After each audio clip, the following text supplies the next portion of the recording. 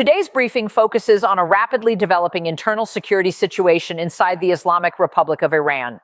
According to multiple regional and independent sources, unrest has intensified in western Iran, particularly in Kermanshah province, a region with a significant Kurdish population. Over the past several hours, Kurdish political and armed groups have issued statements rejecting the authority of Tehran, directly challenging the rule of the Ayatollah-led government. These declarations follow reports of coordinated protests, armed confrontations, and localized uprisings across several Kurdish-majority areas. Kermanshah has emerged as a central flashpoint. Unrest is intensifying in western Iran, with Kermanshah province emerging as one of the most serious and closely watched flashpoints. Multiple reports from regional outlets, independent observers, and local sources suggest that demonstrations have expanded in both size and frequency, moving beyond isolated gatherings into sustained public unrest across several districts. While the full scale remains difficult to verify due to restrictions on reporting, the consistency of incoming information points to a situation that is escalating rather than stabilizing. Kermanshah is not an ordinary location in Iran's internal security landscape. It sits along a sensitive geographic corridor near the Iraqi border and has a large Kurdish population. This combination makes the province politically significant, strategically important, and historically vulnerable to tension between local communities and central authorities. In previous periods of unrest, Kermanshah has repeatedly been a site where economic hardship, political grievances, and ethnic identity issues overlap. Current events appear to reflect that same pattern, but with a sharper level of confrontation and more intense pressure on state control. According to several accounts, protests in the region have been driven by a mix of political and economic frustration. Iran has faced prolonged inflation, unemployment, and declining purchasing power, and these pressures are often felt more severely in peripheral provinces than in major urban centers. Western provinces like Kermanshah have long struggled with development gaps, and in times of national crisis, these economic factors can rapidly turn into political mobilization. In this context, the unrest is not being described simply as a reaction to a single incident, but as the result of accumulated grievances. Another factor shaping the situation is the rapid deployment of security forces.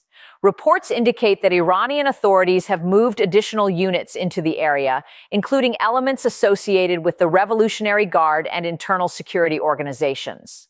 Historically, the presence of these forces signals that Tehran views the situation as more than routine protest. The increased visibility of armed personnel, checkpoints, and patrols can also heighten tensions, especially in areas where residents already distrust state institutions. In many cases, heavy security responses have been associated with further escalation rather than immediate calm. Local communications have also reportedly been disrupted. There are indications of internet slowdowns, partial shutdowns, and restrictions on social media platforms, limiting the flow of information out of the region.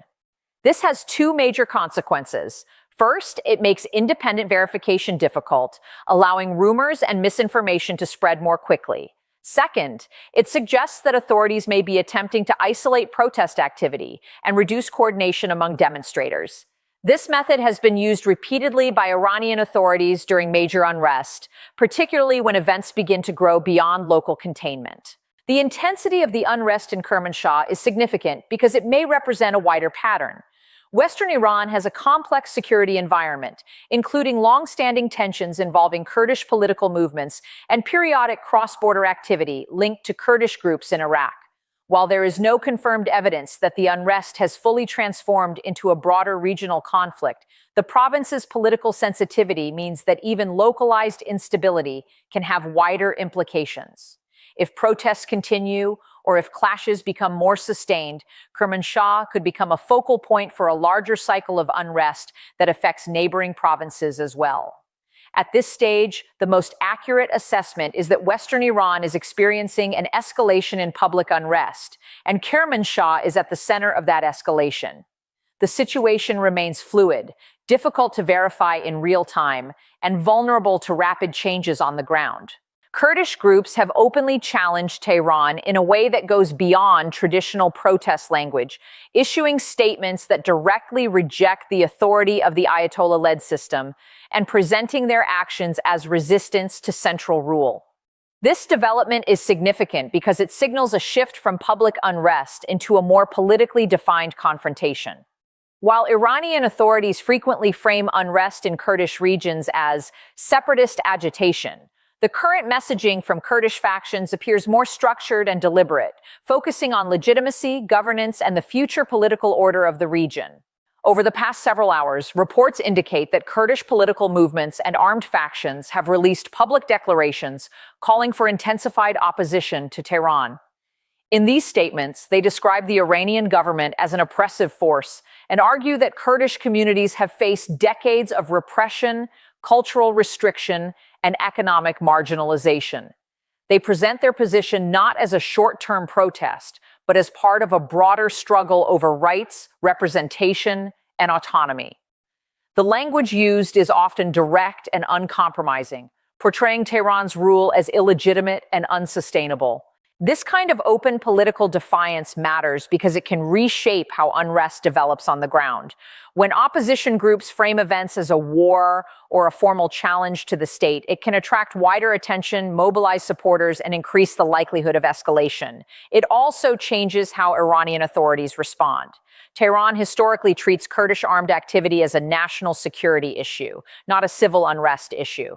That distinction is important because national security framing often leads to stronger military-style responses, including deployments of the Revolutionary Guard, intelligence operations, and aggressive efforts to disrupt leadership networks. Kurdish political activity in Iran is not new, but it has always been one of the most sensitive internal challenges for the Islamic Republic.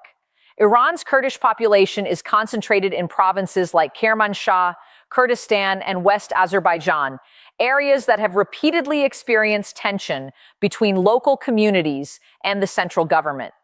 Kurdish movements have long argued that Tehran's policies restrict Kurdish identity, language, and political participation. Over time, this has produced both peaceful political activism and armed resistance depending on the period and the level of repression. In recent years, Kurdish groups have also gained greater visibility due to broader regional developments. Kurdish political organizations in Iraq and Syria have played major roles in regional conflicts, and these experiences have shaped perceptions inside Iran as well. Some Kurdish factions operate across borders, and Tehran has previously accused them of receiving external support. Whether those claims are accurate or exaggerated, the Iranian government consistently treats Kurdish movements as vulnerable to foreign influence, particularly from rivals such as the United States, Israel, and some Gulf states. This perception makes Kurdish unrest uniquely dangerous in Tehran's view. The current declarations also suggest an attempt to unify messaging across different Kurdish factions. Historically, Kurdish political groups have not always acted in a coordinated manner. Differences in ideology, leadership, and strategy have often limited unified action. However, when multiple factions simultaneously adopt a strong anti-Tehran narrative, it can create the impression of a broader, more consolidated challenge. Even if operational coordination is limited, unified messaging can still influence public sentiment and raise the political stakes. Another important factor is the psychological and symbolic impact of directly challenging the Ayatollah-led system. Iran's political structure is built on the concept of religious legitimacy and centralized authority. When groups publicly reject that authority, it represents not only a political dispute, but a direct challenge to the foundational identity of the state. For Tehran, that type of challenge is rarely tolerated, which increases the risk of escalation. At this stage, while the full extent of Kurdish operational activity remains unclear, the political messaging alone is a major development. It signals that the unrest is not only about immediate grievances, but about power, legitimacy, and the future relationship between Kurdish regions and the Iranian state. Reports suggest that protests and clashes on the ground are increasingly being met with a strong security response, including the deployment of Iranian security forces and elements linked to the Islamic Revolutionary Guard Corps. This response indicates that authorities in Tehran view the situation as a serious internal security challenge, rather than routine civil unrest. In multiple past incidents, the involvement of these forces has marked a shift toward a more force-driven approach aimed at rapid containment and deterrence. According to available information, Iranian security units have been moved into affected areas to reinforce local law enforcement and maintain control over key infrastructure. These deployments reportedly include checkpoints, patrols, and the presence of armed personnel in urban centers and along major roads. Such measures are often used to restrict movement, prevent the spread of demonstrations, and isolate areas experiencing unrest. For residents, this can dramatically alter daily life, increasing tension and uncertainty, particularly in regions with a history of strained relations between the population and the state. Clashes have been reported between demonstrators and security forces, although precise details remain difficult to confirm. In many cases, confrontations begin during protests when crowds attempt to gather in central locations or near government buildings. Security forces typically respond with crowd control measures, which may include arrests, dispersal tactics, and the use of force to clear public spaces. These interactions can escalate quickly, especially when demonstrators perceive the response as excessive or punitive. In previous unrest across Iran, similar patterns have led to cycles of protest and crackdown that intensify rather than resolve tensions. The reported involvement of the Revolutionary Guard is particularly noteworthy. The IRGC is not a conventional police force. It is a powerful military and political institution tasked with protecting the Islamic Republic from both external and internal threats.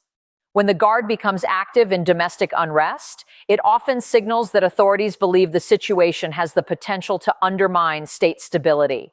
This can result in a more coordinated and centralized response, with intelligence monitoring, targeted arrests, and efforts to disrupt protest leadership or communication networks. Another key element in these developments is the apparent attempt to regain and maintain control over strategic locations.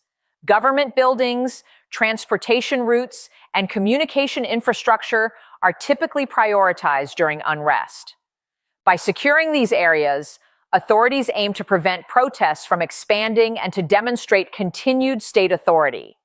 However, such measures can also reinforce perceptions of militarization and deepen resentment among local populations, especially if normal civilian activity is heavily restricted. The dynamic between protesters and security forces is further complicated by information limitations.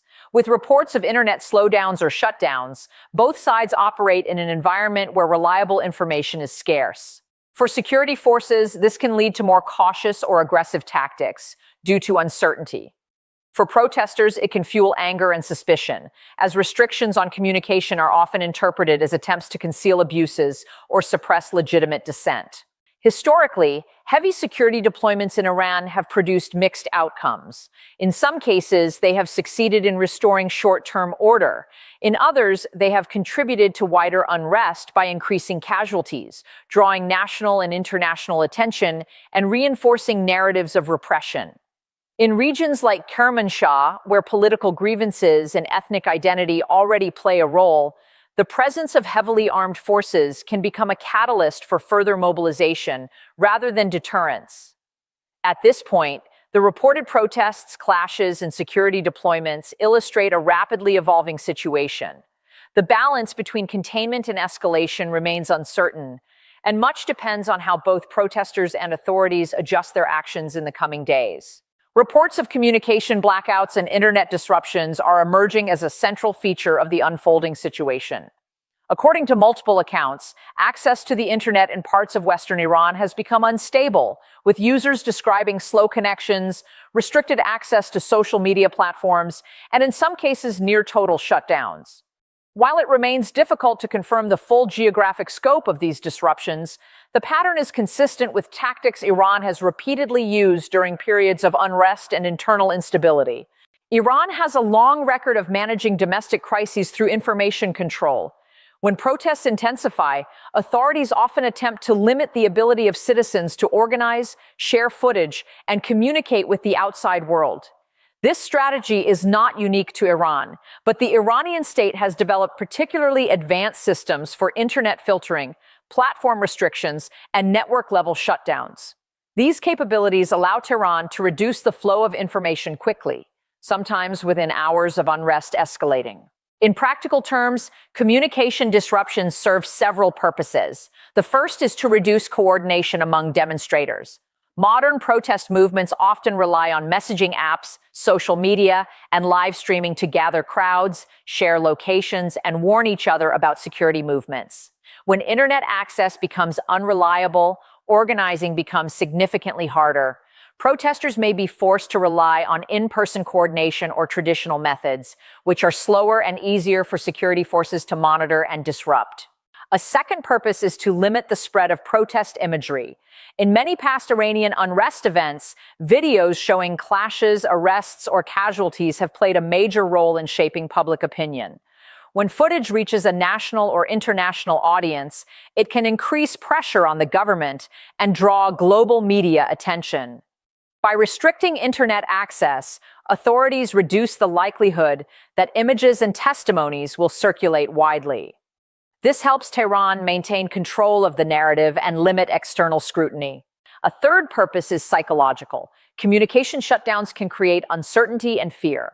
When citizens cannot access reliable news, they may feel isolated and unable to assess what is happening around them. This can weaken morale among protesters and discourage participation, especially among those who fear being caught in a dangerous situation without the ability to contact family members or emergency services.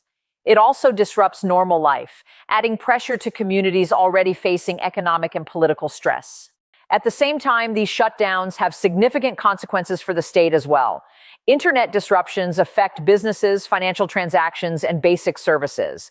They can damage the economy, especially in regions where people rely on online work, digital payments, and communication with relatives abroad. In addition, shutdowns often signal to the public that authorities feel threatened. This can reinforce perceptions that the situation is serious and that the government is struggling to maintain stability. Iran's use of communication restrictions has evolved over time. In earlier years, authorities relied primarily on filtering and blocking individual websites. More recently, Iran has invested in infrastructure that allows for more aggressive controls, including targeted regional shutdowns and the ability to disconnect from global networks while maintaining limited domestic connectivity. This approach allows authorities to restrict external information flow while keeping certain internal systems running. During previous nationwide protests, Iran has used these capabilities to dramatically reduce internet access across the country for extended periods. The presence of internet disruptions in the current unrest is therefore a major indicator of the government's posture. It suggests that authorities may be moving quickly to prevent the unrest from spreading, to isolate the affected region, and to limit international visibility. It also suggests that the state expects the situation could grow beyond a short-term incident. In many cases, communication shutdowns are implemented when officials believe events have the potential to escalate, inspire copycat protests, or become politically destabilizing. In the current environment, these restrictions also create a serious challenge for independent verification. When information cannot move freely, rumors and unconfirmed reports can spread rapidly. This makes it harder for observers to distinguish between verified developments and exaggerated claims. It also increases the risk of misinformation being used by multiple sides, either to inflame tensions or to shape public perception. The situation remains volatile and continues to evolve, with developments unfolding faster than reliable information can be independently confirmed. What is known at this stage is incomplete, and much of the reporting relies on regional sources, indirect accounts, and fragmented data due to restrictions on access and communication. This uncertainty itself is a defining characteristic of the current moment, making it difficult to assess the true scale, direction, or duration of events on the ground. One of the main indicators of volatility is the lack of a clear trajectory. The unrest has not yet followed a predictable pattern, such as rapid escalation into nationwide protests or a swift containment by authorities. Instead, it appears to be fluctuating, with periods of intensified activity followed by moments of relative quiet. Such patterns are often associated with situations where both protesters and state institutions are reassessing their strategies in real time. This creates a high-risk environment in which sudden shifts can occur with little warning. The involvement of security forces, political messaging from Kurdish groups, and reports of communication restrictions all suggest that multiple pressure points are active simultaneously. When political, security, and informational factors converge, the margin for miscalculation narrows. Small incidents, such as an isolated clash or an arrest of a prominent figure, can rapidly escalate into wider unrest. Conversely, aggressive crackdowns can suppress visible protest activity while deepening underlying resentment, storing tensions that may reemerge later in a more intense form. Another source of volatility is the regional context. Kermanshah's proximity to the Iraqi border places it within a broader geopolitical environment that extends beyond Iran's internal dynamics. Kurdish populations and political organizations operate across borders, and developments in one area can influence perceptions and actions in another.